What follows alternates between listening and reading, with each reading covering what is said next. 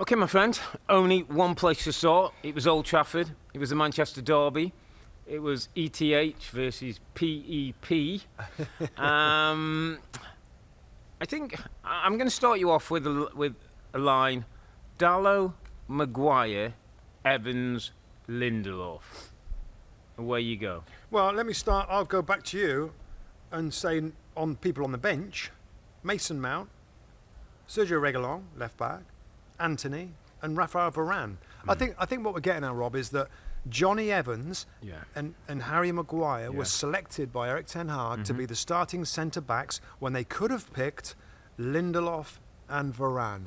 Wow. And Reguilon could have been left back, which is more of a, you know, when you sign these players, that's what you expect them to play. So very different from Erik Ten Hag, Rob. And just quickly in terms of what he did, you know, he was asked about that at the start of the game because it was kind of headlines. Yeah, it was kind of headlines. Wow, you're going to play, you know, this 35-year-old Johnny Evans and Harry Maguire against Earle and Haaland. And he was asked, and it wasn't about anybody playing midweek or having a knock. That was his tactic for the day. The midfield had Christian Eriksen, Amrabat, Bruno, and McTominay in kind of a diamond. Tominay playing kind of high. It was different out of possession. They went more into a 4-2-3-1. It did mean in that diamond shape that Rashford played closer to Rasmus Højlund. Anyway.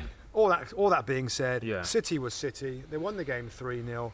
But let's go back to tactics. Go on then. Let's start there because that was the big question. And I think the reporter said, you know, your choice is what is, and he went tactics and asked again tactics. So he obviously had put store into selection. I'm assuming training drills, understanding your roles.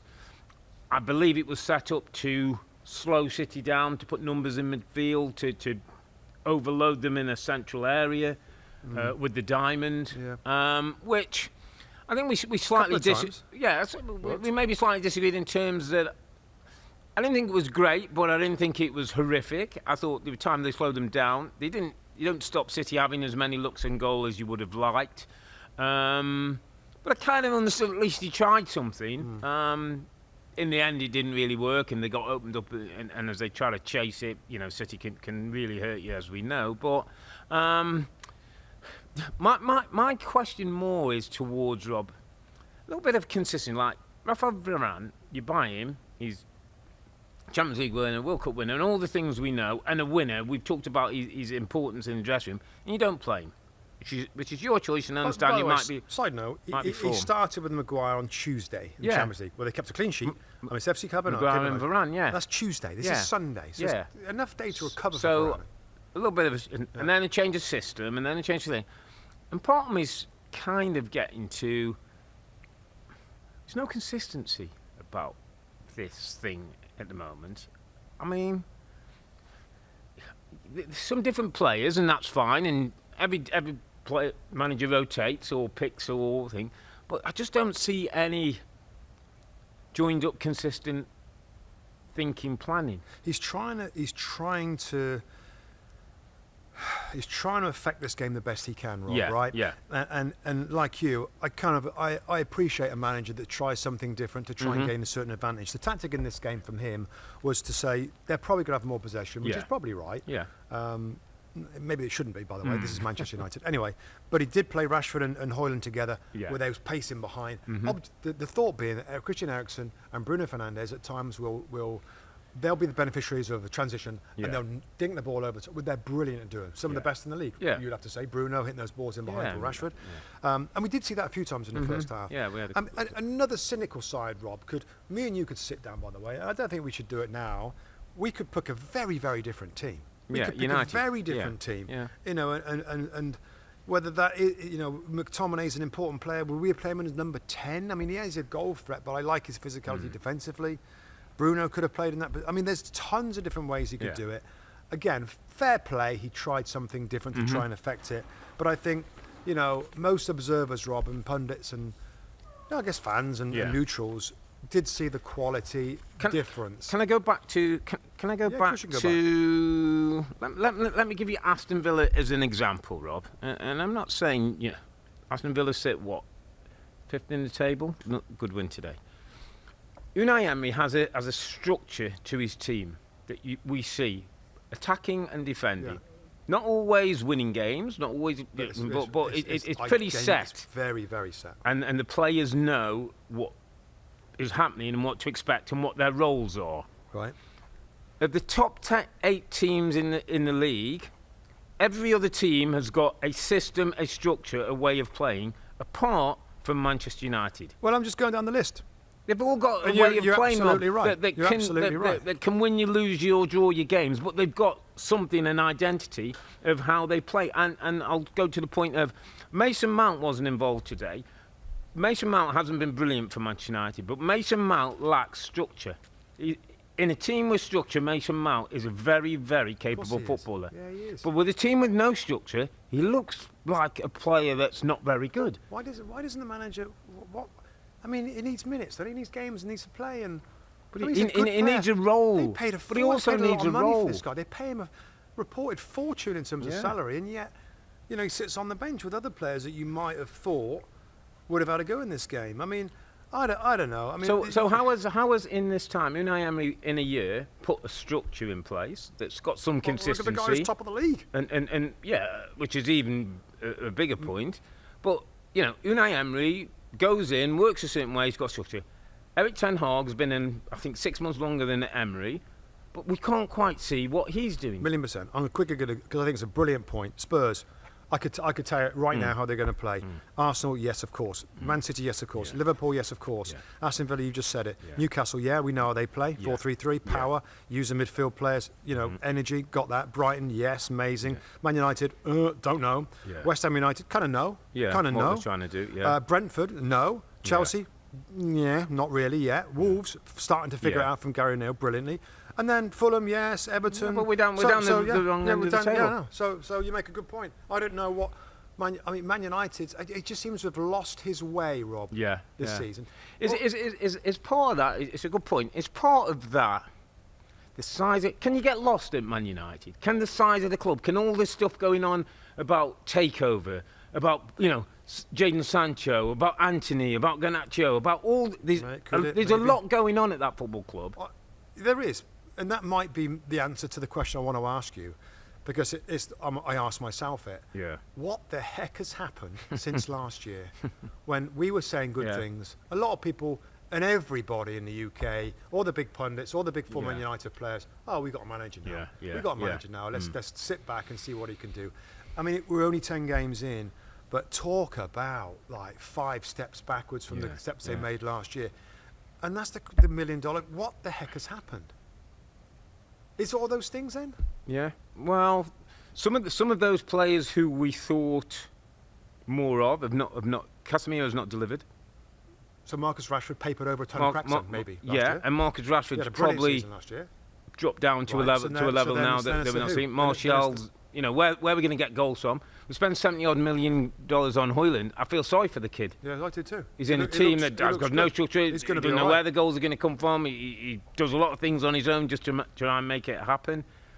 It's gone backwards. It doesn't feel as though... And it makes a big thing, Ten Hag about, United, we've got a spirit. We're going in the right direction. That doesn't come across, I've got to be honest. And it's not believable when I listen to him.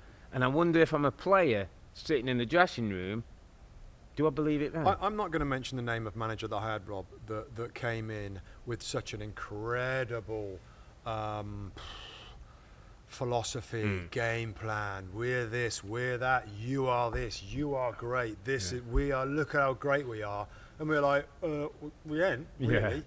And after a while, that kind of false confidence that we were trying to be given, that ain't working. Why get confidence from doing it and results done and it? Things and, wow, that not by saying how good you are. You're this midfield player. So is there a little bit of that where his words are not really coinciding? And to be fair, Rob, we saw it from day one, the first weekend of the season, where we watched the game. They were very lucky to get the result against Wolves. And we sat 5 yards from him, and I asked him the question. Well, we all asked him the question. It was kind of like, we played okay, and sometimes I'm like, well, no, you didn't. You really. Got outplayed by Wolves. And what people love about Ange Postecoglou is that so far, and maybe it's, they're winning and all's all good. I think he's an honest bloke. fans see through all this. All our listeners and everybody, they know football now, and they want an honest answer. And Erik might have been like, you know what, like today, we're trying our best. I tried a few things. You know, I think Evans has been playing well with Maguire. I want to stick with that. Lindelof's looked good at left back. We worried about their right side. You know, just be honest and say, you know, we tried to work on transitions and we want to be a great transitional team. We're fit. We're, you know, the strike. Give us a bit more honesty. There's nothing wrong with Instead of the that. Fluffy kind of. I don't know whether he's kind of played quite well in the first half. Yeah, I mean it's difficult, and let's not forget, Rob, there was a dubious penalty in the first half that changed the outlook of the game, right. and we have to discuss that. Højlund seems to have a hand on Rodri. Rodri goes to ground. The ball's not in vicinity to play. The on-field referee allows it to play. Didn't see it. Yeah, allowed it. We're sort of told from sources, PGMOL and VAR, that they thought there was something for the referee to look at. So the referee goes over to the monitor, takes a look at it, decides that it was deemed a foul by Højlund on Rodri, and a penalty kick is given. Now, again, I think we both kind of came from the same place in that if you're asking, is it a foul in the box, the simple answer would be technically if yes. If that happens in the middle of the park, if Robbie runs by me and I just reach around and prohibit his progress, it's foul. Unless you're Canute and you don't, well, it's a foul or you don't get a yellow card, but right. I'm dropped that but one. But in a penalty box, when we're that right happens, next to each other, that happens. There's people moving around, you have to...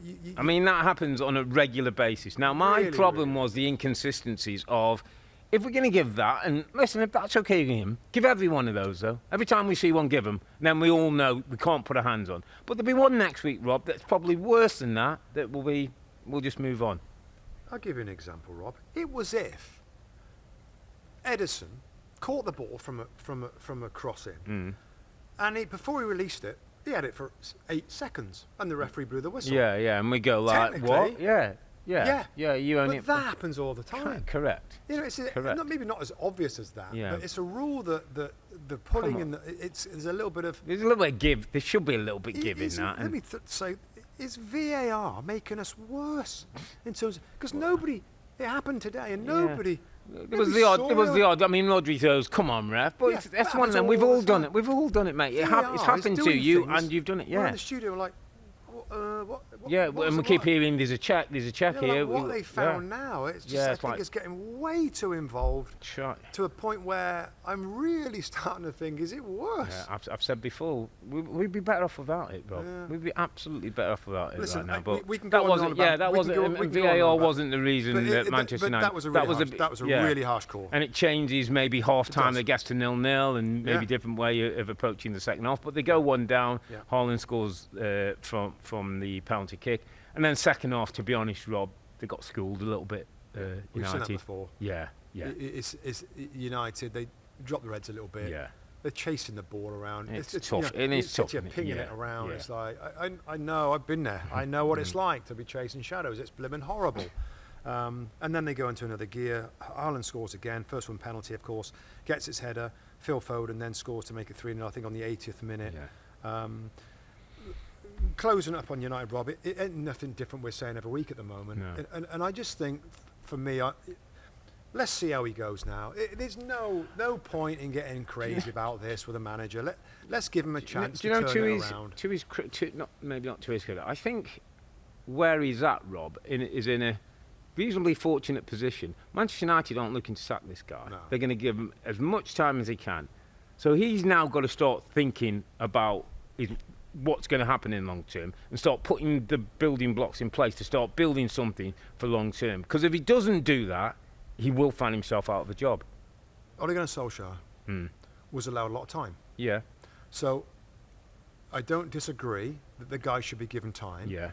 But there does come to a point where if there's no progression, instead of saying, we've got to give him 3 years now or whatever it is, that's what I'm all about. I'm about progression and direction.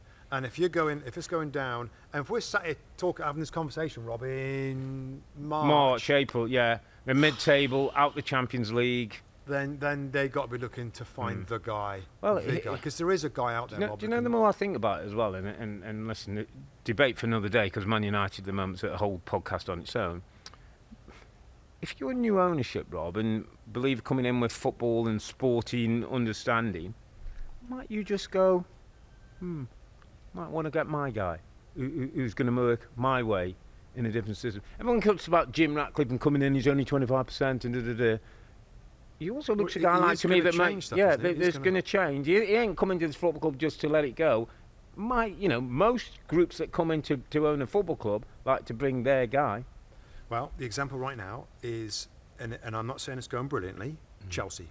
That's an example of absolute ripped it all up. Yeah. New ownership, wiped out everybody, and they started again.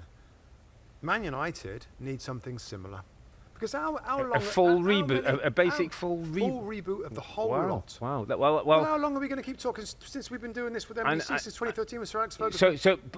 But a reboot is a 2 to 3 year clear out, store, rebuild. Another whole piece. Example, I've said this before, I'm sorry if I'm repeating myself here. Arsenal rebooted. Yeah.